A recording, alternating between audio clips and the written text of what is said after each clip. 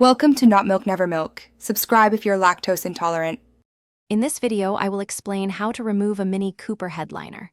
First, gather your essential tools like Torx bits, trim removal tools, and a flathead screwdriver.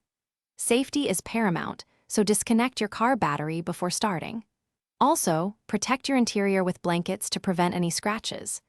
This preparation ensures a smooth and safe removal process for your headliner, making the job much easier from the very beginning. Next, we will focus on detaching the interior trim pieces. Begin by carefully removing the A, B, and C pillar trims using your plastic trim removal tools to avoid damage. Then, disconnect the sun visors. These often require a Torx T20 bit and have electrical connectors. Finally, unclip the dome light assembly and any other overhead console components. Take your time with each step to prevent breaking any delicate plastic clips. Now, let's move on to releasing the headliner itself. Start by removing all grab handles and coat hooks. These are usually secured with 2 screws each.